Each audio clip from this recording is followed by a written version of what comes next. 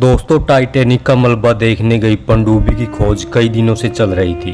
आखिरकार वो खबर सामने आ ही गई जिसकी आशंका कई लोग जता रहे थे। दोस्तों, यह पनडुब्बी दुर्भाग्यपूर्ण तरीके से दुर्घटनाग्रस्त हो गई जिसमें सवार 5 लोगों की जान चली गई। लेकिन अब इस पनडुब्बी से जुड़े कई सवाल उठ रहे हैं। आखिरकार ये हादसा किस वजह से हुआ, क्या था इसके पीछे का कारण।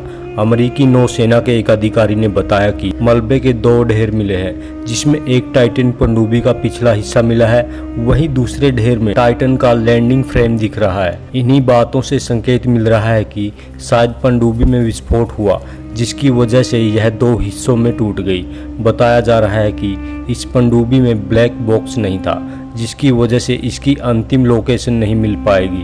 अब पनडुब्बी के एक हिस्से को बाहर निकाला जाएगा जिसके बाद इसके कतरे कतरे की जांच की जाएगी। मलबे के कतरों को माइक्रोस्कोप से गुजारा जाएगा। इसी के साथ सबसे बारीक दरारों को तलाशा जाएगा जिससे पता चल सकेगा कि इसके अंत की शुरुआत कहां से हुई। साउथहैम्पटन यूनिवर्सिटी के प्रोफेसर फ्लेयर थॉर्टन ने बताया कि सबमरीन पर इतना दबाव पड़ा होगा जितना एफिल टावर का वजन है। इसके मूल हिस्से में भयानक हादसा हुआ होगा जिसे पनडुब्बी बड़ी तेजी के साथ सिकुड़ गई होगी।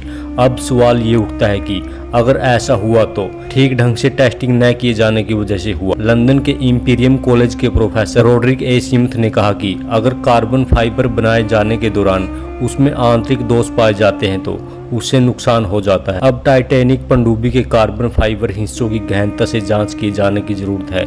इसी वजह से मलबे को बाहर निकालकर उसकी जांच की जाएगी। वहीं इस पनडुब्बी में सवारी कर चुके एलन एस्ताद्रा नाम के एक यूट्यूबर ने बताया कि इस तरह के अभियानों में जोखिम होता है, हमें उसके बारे में अच्छे से पता होता है। हमने पनडुब्बी में जाने से पहले बहुत सारे कागजों पर साइन किया था। हम जितने भी इस अभियान में शामिल थे सभी इसके खतरे से परिचित थे।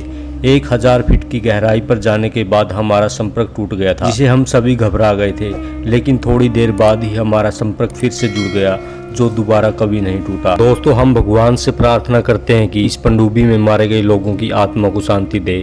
नमस्कार, धन्यवाद।